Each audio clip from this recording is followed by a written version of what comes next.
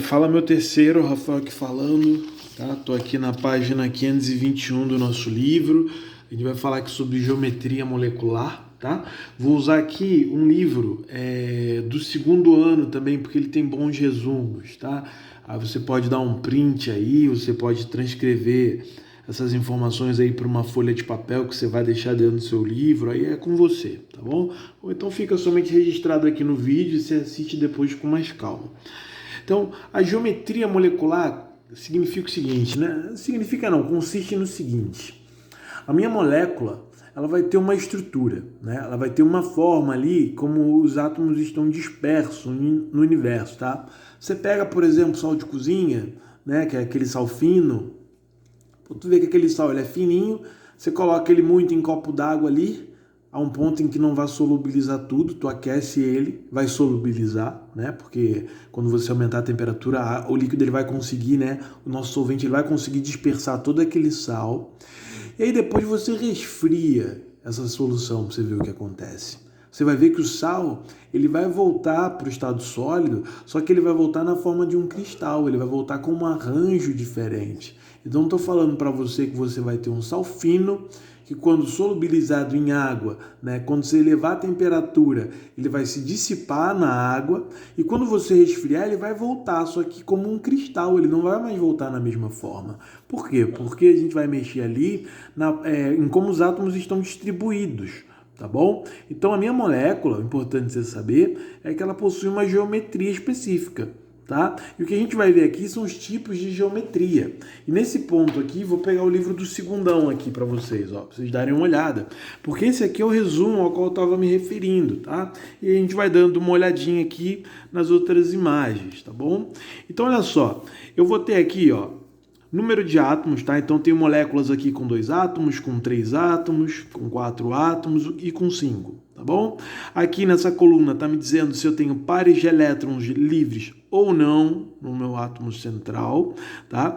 E aqui ele vai me dizer qual é a geometria da molécula, né? E se possui algum ângulo específico, ou se esse ângulo ele vai variar. E aqui nessa coluna ele me dá os meus exemplos, tá? Então a gente vai pegar o nosso primeiro ali, que é o nosso número de átomo 2, tá? Então toda vez que você tiver uma molécula formada por 2 elementos, né? Independente, né? Primeiro que você não vai ter nem átomo central, porque são 2, tá bom? A minha geometria, ela vai ser linear, né? Tá? E o ângulo apresentado vai ser de 180 graus. E aí ele me dá aqui esses elementos. Então, ó, deixa eu pegar um rascunho aqui. Vamos lá, ele vai me dar esse exemplo aqui, ó. HCl, por exemplo. Então, eu tenho 2 elementos. Estou desenhando ele aqui, ó. Tá? 2 elementos químicos formando uma molécula, 2 elementos independentes da quantidade de elétrons sobrando. O meu cloro ele tem 7 elétrons na camada de valência, a última camada. Representei aqui meus 7. O meu hidrogênio tem 1. O cloro ele tem mais elétrons, mas não interessa. São 2 elementos. O ângulo dessa molécula aqui é de 180 graus, então ela está retinha. Tá bom? Mesma coisa aqui para o gás hidrogênio e o monóxido de carbono. Tá? Quando eu tenho uma molécula e essa molécula apresenta 3 átomos, né? E o central ele não possui par de elétron ligante, a minha geometria vai ser linear, ângulo de 180 graus. Ele me dá aqui o exemplo do dióxido de carbono. O dióxido de carbono vai ser isso aqui, ó. Dupla aqui. Então, eu tenho uma molécula formada por 3 átomos. O meu central não tem elétrons sobrando, né? Se você pegar a sua tabela periódica, você vai observar que o carbono ele possui 4 elétrons na última camada. E todos os elétrons foram utilizados na ligação. Então, como ele não tem elétrons sobrando aqui, a gente fala que esse ângulo aqui ele corresponde a 180 graus também. Tá? Aqui eu tenho um ácido cianídrico, tá? Onde eu vou ter aqui, ó, carbono fazendo tripla com nitrogênio e fazendo uma simples com hidrogênio. 3 átomos na minha molécula. O central, ele possui 4 elétrons na última camada, que a gente chama de camada de valência, e não sobraram elétrons, tá? Então, 3 átomos não têm elétrons sobrando, minha geometria linear, ângulo de 180 graus, tá? Há casos, né, em que quando você tiver 3 átomos, o central ele vai ter sim par de elétrons sobrando, né? Nesse caso, a minha geometria ela vai ser angular e o ângulo vai ser variável, tá bom? Como é o caso da nossa água, H2O. H2O, eu tenho aqui hidrogênio se ligando a oxigênio, que se liga a hidrogênio. Tá? O meu átomo central é o oxigênio.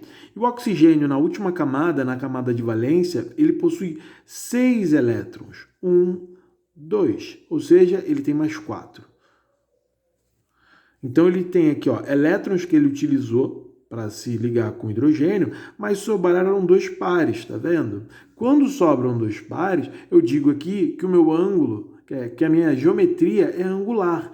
E o meu ângulo é variável, né? Ela vai ficar se movimentando, ela não vai ficar fixa, tá bom? Mesma coisa aqui para o dióxido de enxofre, né? Dióxido de enxofre, que também possui 6 elétrons na última camada, ele vai fazer dupla aqui, ó, com oxigênio, ele vai fazer uma dativa aqui com outro oxigênio, né? Essa dativa aqui é uma dupla, né, que ele vai utilizar. Então ele vai pegar uma dupla aqui, ó, ele faz uma ligação dativa ali. E aí, ó, 2, 4, 6. Ele tem par de elétrons sobrando, tá? Se ele tem um par de elétrons sobrando, ele é angular, né? E o meu ângulo é variável, tá? Mesma coisa para o sulfeto de hidrogênio ali, tá bom? O meu ácido sulfídrico, né? Quando eu tiver 4 átomos aqui, né? E o central ele não tiver elétron ligante, eu vou dizer que é trigonal plana, com um ângulo de 120 graus, né? Como esse cara aqui, né? Então, ó, vou pegar aqui, ó, o boro, ele se liga a 3 átomos de flúor, tá? O fluoreto de boro. E o boro só tem 3 elétrons na última camada, tá? Ou seja, ele não tem par de elétrons sobrando. Então, eu tenho 4 átomos, onde o central não tem par de elétrons sobrando. Eu digo aqui que a minha geometria é trigonal plana, tá bom? Com um ângulo de 120 graus aqui. Tá? Eu posso ter aqui, ó, o trióxido de enxofre, né? O foco não está muito bom, porque eu estou num ambiente onde não tem uma luz legal. Acho que eu melhorei aqui, consegui, ó. Trióxido de enxofre, né? Ele vai ser diferente do dióxido. Lembra do dióxido que sobrava um par? O trióxido, vou fazer bem embaixo aqui para você ver, ó. Aí ele tinha uma dupla aqui, ó, onde ele faz uma ligação dativa com esse oxigênio. E lembra desse par que sobrou? Então, ele faz uma outra dativa com oxigênio, ou seja, ele usou todos os elétrons da camada de valência. Então, eu tenho aqui uma molécula com 1, 2, 3, 4 átomos. O central, ele não possui elétron não ligante, formando assim uma geometria trigonal plana com um ângulo de 120 graus, tá? Isso aqui, galera, é uma coisa que você vai ter que dar uma decorada, não tem jeito, tá?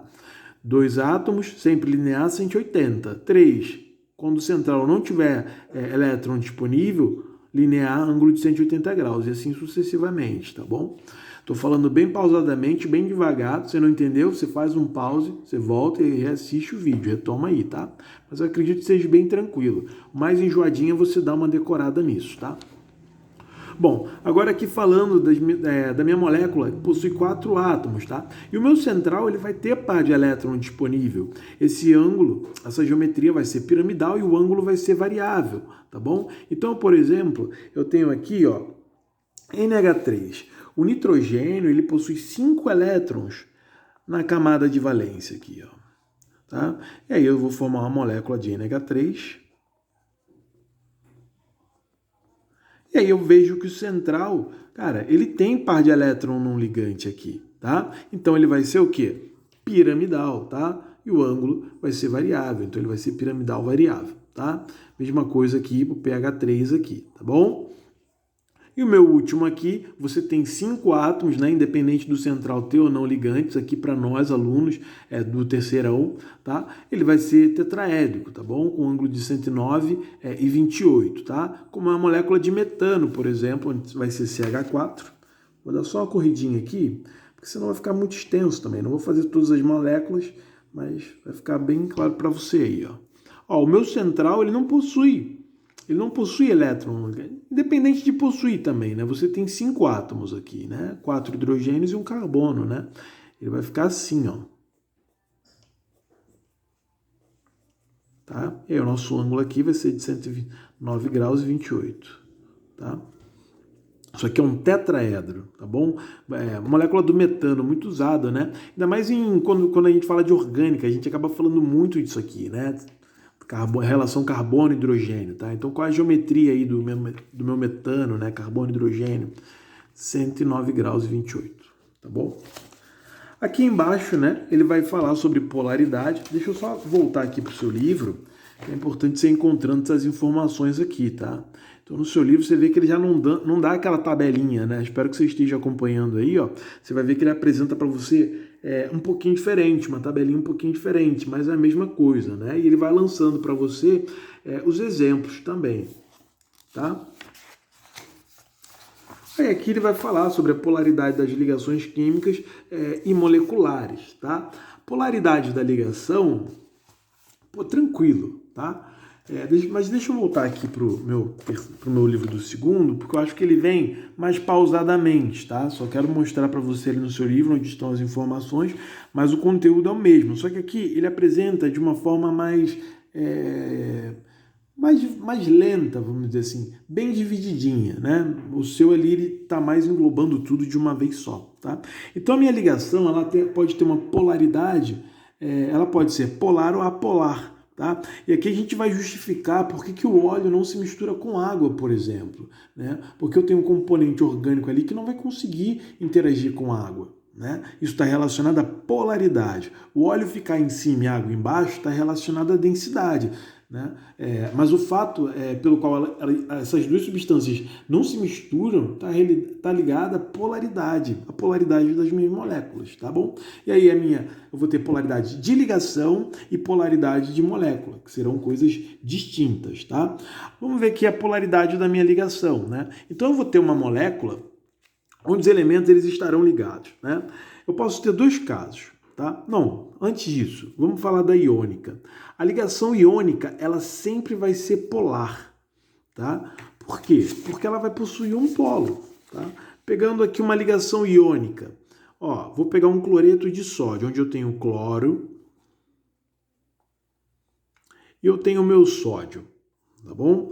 Aí, uma ligação iônica consiste em transferência de elétrons, né? Esse cara aqui, para completar a teoria do octeto, ele precisa receber um elétron enquanto o sódio precisa perder, né? Vou fazer uma distribuição eletrônica do sódio rapidinho para você, só para você dar uma relembrada. Isso aqui é importante para você, aluno do meu terceiro ano. Ó, isso aqui é a distribuição eletrônica do meu sódio, tá? Então ele tem 11 elétrons, o sódio. 2 com 4, 10 com 1, 11. Então fiz distribuição eletrônica de 11 elétrons. Eu vejo que na primeira camada eu tenho 2 elétrons, eu vejo que na segunda camada eu tenho 8 elétrons, tá? Isso são 6. Tá? Eu vejo que na minha última camada eu tenho 1 elétron, né? E teoria do octeto diz para mim que o átomo ele se estabiliza com 8 elétrons na última camada. Não vou fazer distribuição eletrônica do cloro, tá? Eu já estou falando para você que ele tem 7 elétrons na última camada. Ele precisa completar 8 elétrons para se estabilizar. Ou seja, ele precisa receber 1 elétron. O meu sódio aqui, ó, ele tem 1 elétron na última camada. Ele precisaria receber 7. Mas se ele perde 1, a última camada dele passa a ser essa anterior com 8, tá vendo? Por isso ele vai perder, ele vai ter essa facilidade em perder. Então o sódio ele vai acabar doando elétron para o cloro, né? Como ele perdeu o elétron, como ele perdeu uma partícula negativa, ele vai ficar positivo. E o meu cloro que recebeu esse elétron, né, ele está recebendo uma partícula negativa, então ele vai ficar negativo. Isso é uma ligação iônica, onde eu tenho transferência de elétrons. Então, por natureza, eu já formei uma polaridade, polos diferentes. Eu tenho um polo positivo, eu tenho um polo negativo. Isso vai acontecer com todo composto iônico. Todo composto iônico vai ser polar.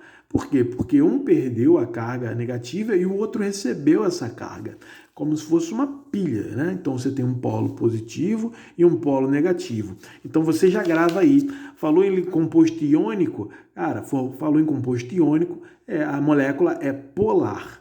Né? A minha dúvida vai estar quando a minha molécula ela for covalente, né?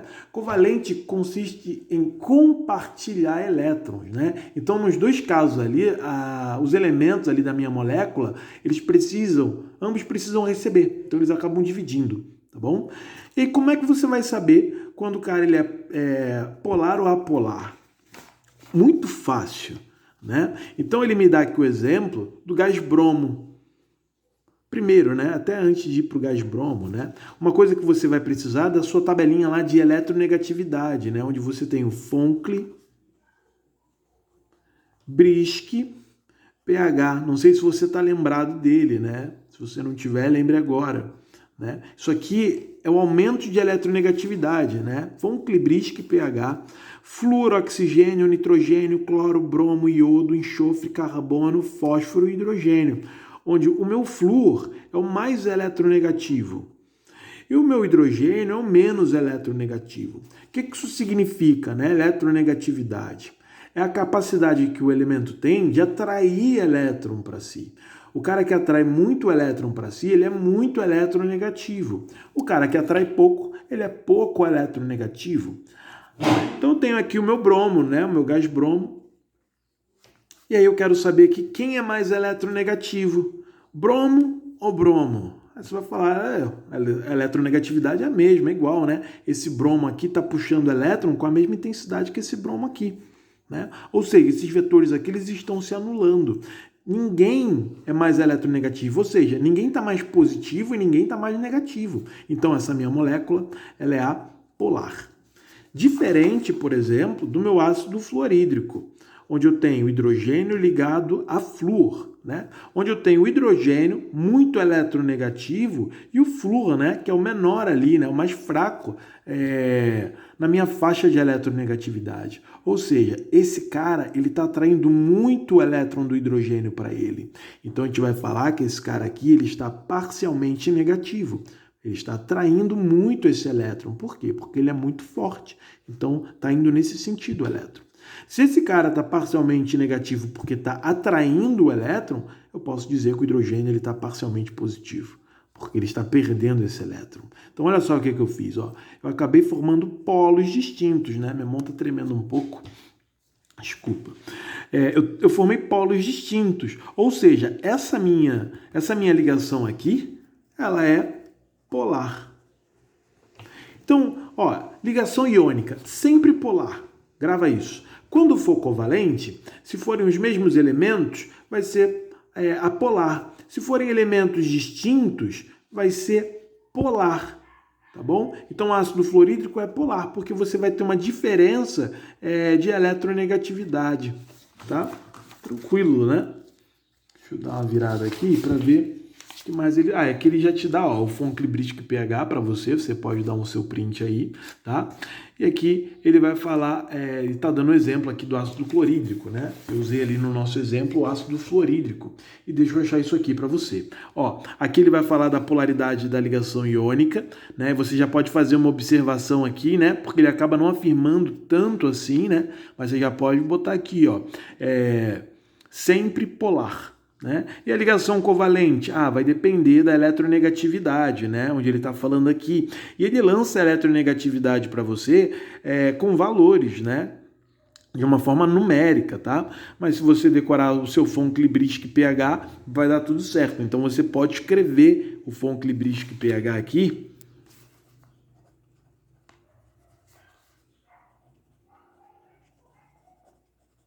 E você já vai conseguir de cara identificar quem é mais eletronegativo que quem, tá bom? Já volto com a segunda parte aqui desse vídeo falando sobre as ligações entre as moléculas.